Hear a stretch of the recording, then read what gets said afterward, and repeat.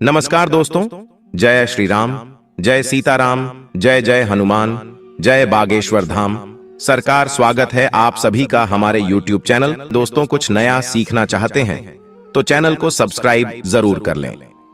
हिंदू धर्म में जितना महत्व भगवान की पूजा पाठ करने का है, उतना ही महत्व ईश्वर के सामने दीपक जलाने का और उनको फूल माला भेंट करने का है। आप सभी लोग भगवान के सामने दीपक जलाकर मंत्रों का उच्चारण करते ही है, आप लोग भी करते ही होंगे। और वहीं जो लोग भगवान के सामने बैठकर घंटों तक पूजन नहीं कर सकते, वो लोग भी एक दीपक तो जरूर जलाते ही हैं।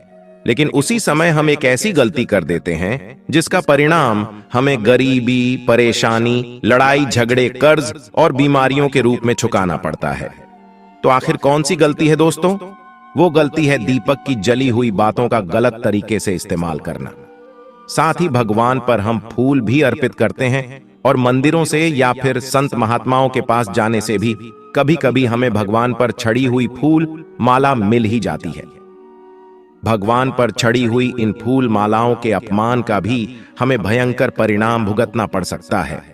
और ऐसा हम नहीं कह रहे हैं, ऐसा कहना है बागेश्वर धाम के बालाजी सरकार का। तो चलिए सुनते हैं आखिर आरती के बाद बची हुई बाती और पूजा के फूलों का सही उपयोग कैसे करना चाहिए।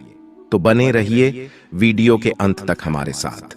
तो दोस्तों, स्वागत है इस चैनल पर। आगे बढ़ने से पहले वीडियो को लाइक और चैनल को सब्सक्राइब जरूर कर दें और कमेंट बॉक्स में जय श्री राम, जय बागेश्वर धाम सरकार, जय हनुमान अवश्य लिखें, जिससे कि श्री बागेश्वर बालाजी की कृपा आप पर सदैव बनी रहे। चलिए वीडियो में आगे बढ़ते हैं। तो दोस्तों, आप हनुमान चालीसा का पाठ कीजिए, रामायण का पाठ कीजिए, भगवत गीता का पाठ कीजिए या फिर दुर्गा का पाठ कीजिए। इन सभी पूजा पाठ को करने से पहले सबसे पहला काम हम दीपक जलाने का ही करते हैं। हम भगवान के प्रति अपनी आस्था और अपने विश्वास को दीपक के जरिए ही भगवान तक पहुंचाते हैं। तो यदि लौ का जलना और बुझना और दीपक की लौ में फूल का बनना और दीपक में अध जली बाती का बचना क्या संकेत देता है, इस बारे में हम आपको पहले बता चुके हैं। अब बात करते हैं दीपक की जली हुई बात का हमें क्या करना चाहिए। तो अक्सर क्या होता है कि हम अपने घर में जो दीपक जलाते हैं, उनकी बची हुई बातों को एक साथ इकट्ठा कर लेते हैं और हफ्ते या 15 दिन या फिर महीने बाद हम जब भी किसी पवित्र जगह पर जाते हैं, यह पवित्र नदी के आसपास जाते हैं, तो उन सब की पोटली बनाकर उनको नदी में फेंक आते हैं। अगर आप इन्हें सम्मान के साथ प्रवाहित कर रहे हैं तो बात अलग है, लेकिन हम लोग जल्दबाजी में इन्हें फेंक देते हैं। फेंकना और प्रवाहित करना दोनों अलग अलग बात होती है। तो पहले तो ये समझते हैं कि जो दीपक की बात आती है, ये कोई साधारण चीज नहीं है। इसमें आपने भगवान को जो भी पूजा पाठ अर्पित किया है, इन सभी मंत्रों की तरंगें इस बात में निहित होती हैं और आप इस बाती का अपमान करते हैं, जो कि सरासर गलत है।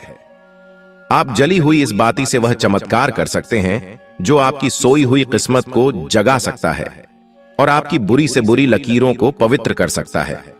बस आपको सही तरीका अपनाना चाहिए। तो सुनिए गुरुजी, आखिर कहते क्या है दोस्तों? गुरुजी का कहना है कि आपने दीपक को जलाने के बाद भगवान के सामने जितना भी मंत्र जाप किया है, जितनी भी पूजा अर्चना की है, सभी की शक्तियां इस दीपक के माध्यम से ही भगवान तक पहुंचती है। तो ये दीपक तो यकीनन बहुत ही ज्यादा शक्तिशाली हो चुका है। अब आपको करना क्या है कि आप अपने दीपक की जली हुई बातियों को इकट्ठा कीजिए। आप हफ्ते या 15 दिन की बातें एक साथ इकट्ठा कर सकते हैं। अब इन बातों को और जो धूप बत्ती हम जलाते हैं, उनके भी नीचे जो बची हुई धूप बत्ती रह जाती है, उसे भी एक साथ इकट्ठा कर लीजिए। अब इसे एक मिट्टी के स्कोरे में रखें और अब मिट्टी के स्कोरे में इस बात की ऊपर आप थोड़ा सा धूप, थोड़ी सी हवन सामग्री, थोड़ा सा चंदन चूरा डालिए।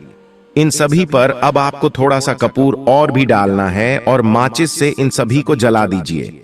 अब इसे जलाने के बाद जब ज्योत प्रज्वलित हो जाए, तब इसे हाथ से बुझा दीजिए। ध्यान रखें कि आपको फूंक नहीं मारनी है। अब इसमें जो धुआं निकलने लगेगा, अब आप अपने किसी भी इष्ट देव के मंत्र का जाप करिए और इस धुएं को अपने घर के कोने कोने में प्रवाहित होने दीजिए।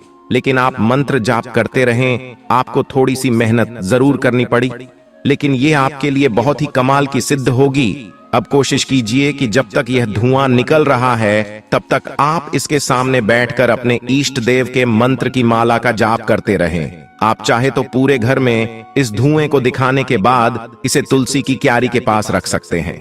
इससे क्या होगा कि आपके घर की नेगेटिव एनर्जी तो दूर हो ही जाएगी, लेकिन आपने जो मंत्र बोला है उससे यह राख सिद्ध हो जाएगी। अब आप इसे छानकर एक डिब्बे में भरकर रख लीजिए। हर रोज सुबह पूजा करने के बाद इस राख को आप अपने माथे पर लगाइए। यह आपकी आने वाली मुसीबतों से रक्षा करेगी। चाहे तो इस भभूत से आप अपने घर के मुख्य द्वार के बाहर स्वस्तिक बना सकते हैं। ऐसा करने से आपके घर में बाहरी हवा प्रवेश नहीं कर पाएगी। आप ऐसा हर रोज कीजिए, आपको फर्क जरूर दिखाई देने लगेगा।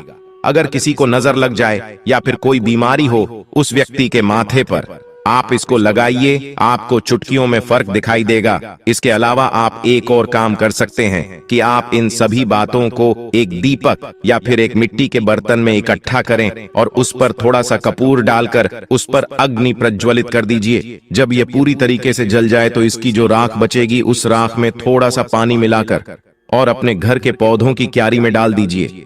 अगर आप इतनी मेहनत नहीं करना चाहते तो उसकी राख को घर के बाहर लगे हुए पौधों की मिट्टी में मिला दीजिए। आप चाहे तो तुलसी के पौधे की क्यारी में भी इस राख को डाल सकते हैं। इससे न केवल आप इन बतिया का अपमान होने से बचा पाएंगे, बल्कि आपके घर की मिट्टी भी शुद्ध हो जाएगी। साथ ही आपको मंदिर से आशीर्वाद के रूप में मिले हुए फूल और मालाओं का इस्तेमाल करना भी बता दे रहे हैं।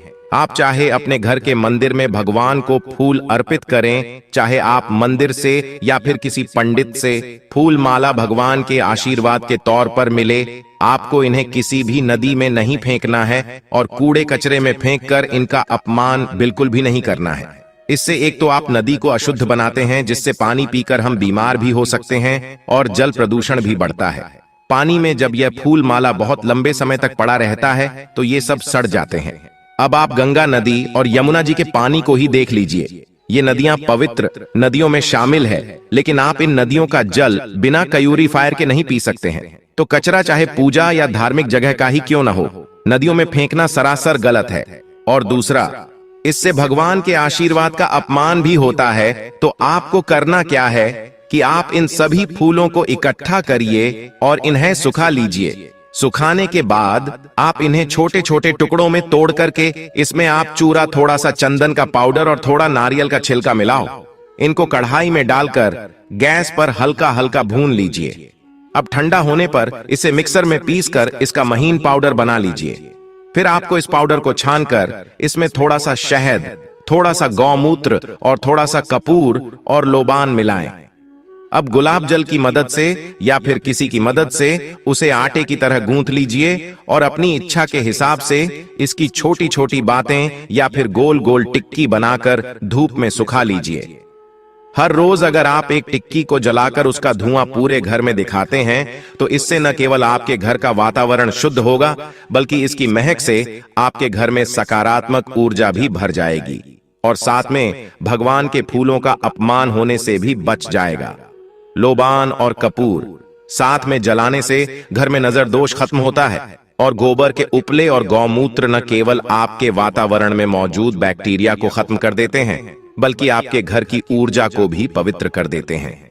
आगे से कभी भी भूलकर भी दीपक की जली हुई बातें और भगवान पर चढ़े हुए फूल माला का अपमान न करें और गुरु जी के बताए हुए उपाय आप जरूर करिए, आपको लाभ जरूर मिलेगा। तो उम्मीद करते हैं दोस्तों, गुरु जी की बताई हुई ये बातें आपको जरूर पसंद आई होगी। अगर आपको ये वीडियो अच्छी लगी हो तो वीडियो को लाइक जरूर कर दीजिएगा और कमेंट बॉक्स में जय श्री राम, जय बागेश्वर धाम सरकार, जय हनुमान जरूर लिखें और ज्यादा से ज्यादा शेयर करें ताकि बाकी लोगों तक भी पहुंच जाएं। तो मिलते हैं अगली वीडियो में, तब तक आप अपना ध्यान रखें, स्वस्थ रहें, सुरक्षित रहें। धन्यवाद।